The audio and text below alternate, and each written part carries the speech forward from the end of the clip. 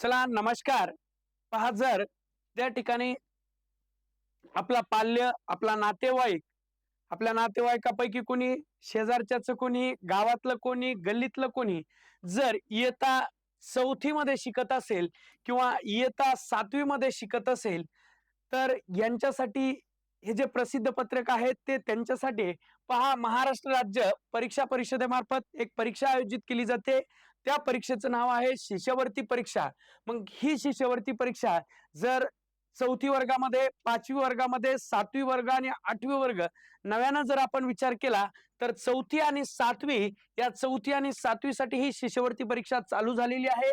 मग या शिष्यवृत्ती परीक्षेसाठी जे विद्यार्थी अर्ज करणार आहेत, ज्या विद्यार्थ्यांना शिष्यवृत्ती परीक्षेमध्ये सहभाग घ्यायचा आहे, यांची परीक्षा त्या ठिकाणी 26 एप्रिल 2026 रोजी होणार आहे.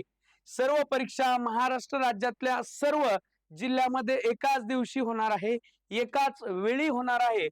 त्यासाठी जर आपण पाहिलं तर परीक्षेसाठी अर्ज करणं सुरू होते आणि या अर्ज करण्याच्या याला मुदतवाढ मिळालेली आहे आणि मुदतवाढ मिळालेली आहे आपल्याला 28 फेब्रुवारी 2026 पर्यंत त्या ठिकाणी आपल्याला अर्ज करता येणार आहे. म्हणजे अजूनही कोणी जर 4थी आणि 7वी शिष्यवृत्तीसाठी जर फॉर्म भरला नसेल, अर्ज केला नसेल, तर आपल्या संबंधित शाळेतून हा अर्ज आपल्याला करायचा आहे. त्यामुळं ज्यांनी अजूनही फॉर्म भरला नसेल अशा विद्यार्थ्यांनी नक्की फॉर्म भरा. आणि महत्वाची गोष्ट, त्या ठिकाणी आपल्याकडे ज्या शालेय स्तरावरती बॅच आहेत, यामध्ये जर आपण पाहिलं 34 स्कॉलरशिपची बॅच आहे, 5वी स्कॉलरशिप आहे, 7वी स्कॉलरशिप आहे आणि NMMS स्कॉलरशिप 2026, होमी बाबा आणि दुसरी महत्वाची बॅच म्हणजेच नवोदय विद्यालय.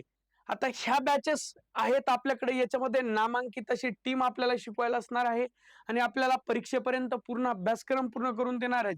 आता नवोदय बॅच जर माणसां 4थीला जरी शिकत असाल तर पुढच्या वर्षामध्ये 5वी आहे आणि या 5वी मध्ये उन्हाळा असेल, पावसाळा असेल, म्हणजे जवळजवळ आपली डिसेंबर मध्ये परीक्षा होणार आहे. जरी उन्हाळ्याच्या शाळेला सुट्ट्या असतील तरी आम्ही या नवोदय विद्यालयाची तयारी करून घेणार आहोत. मग आताच VK क्लास ऍप डाउनलोड करा आणि त्यामधून स्कॉलरशिप नवोदय असेल, 4थी असेल, 5वी असेल, अशा सर्व बॅचेस तुम्ही त्या ठिकाणी घेऊ शकता. ह्या बॅच काय घ्यायच्या आहे तर आपल्या विद्यार्थ्याचं भविष्य या बॅच मधून ठरणार आहे. असं का म्हणतोय तर लक्षात घ्या, आपण ग्रामीण भागातून आलेलो आहोत.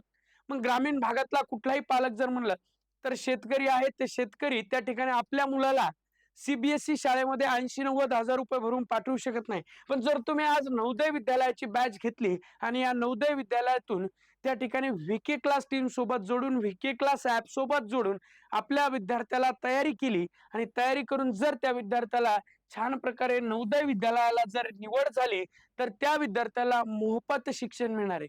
ते पण मोफत म्हणजे असं तसं नाही, तर CBSE स्कूल आहे, ती CBSEचं दर्जाचं शिक्षण आहे. जे आपण मोठमोठ्या शाळा बघतो जिथं 1 लाख, 1.5 लाख, 90,000 अशी फीस भरून ज्या शाळेत प्रवेश घेतो, तेच आपल्याला मोफत नवोदय विद्यालयामध्ये मिळणार आहे.